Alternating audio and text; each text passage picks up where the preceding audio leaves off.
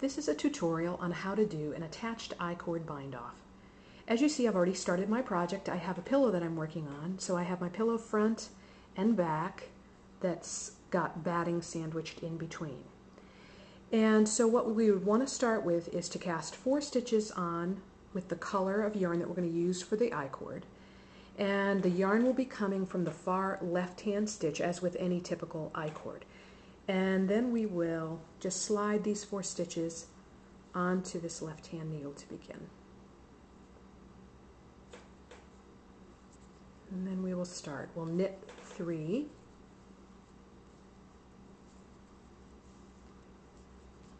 and slip the 4th stitch. Now this is where this technique is a little different than a standard I-cord bind off. I learned this from Meg Swanson, who learned it from Joyce Williams. A lot of times when you are attaching an I-cord of a different color from your project yarn, you'll have bleed through from the color of the project in the middle of the I-cord. You'll get these little blips of color that show through, which are really unattractive. So what we're going to do here is add a yarn over, and that yarn over is going to cover up those blips.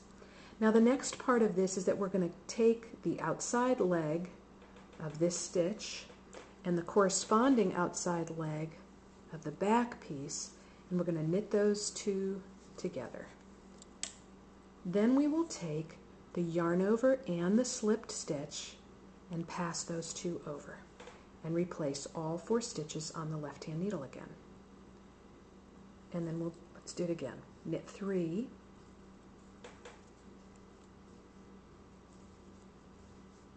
slip 1, yarn over, pick up this outside leg, find the outside leg on the back, knit those 2 together, then with the yarn over and the slipped stitch, pass those 2 over and replace. We'll do one more.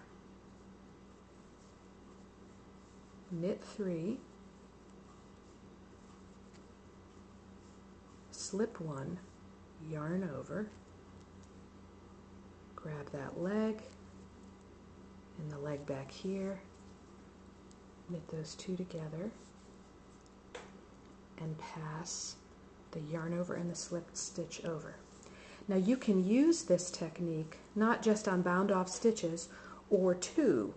If you just had live stitches left over and you wanted to put a decorative edge along them, you would work it the exact same way. Instead of picking up the leg, you would just work that live stitch and then pass those 2 over on that. Now you're just going to continue knitting across until you reach your beginning point, and I have another tutorial on how to join or graft these ends together so that you get a really pretty finished look. And as you see, it's a beautiful finished edge both on the front and also on the back of the piece.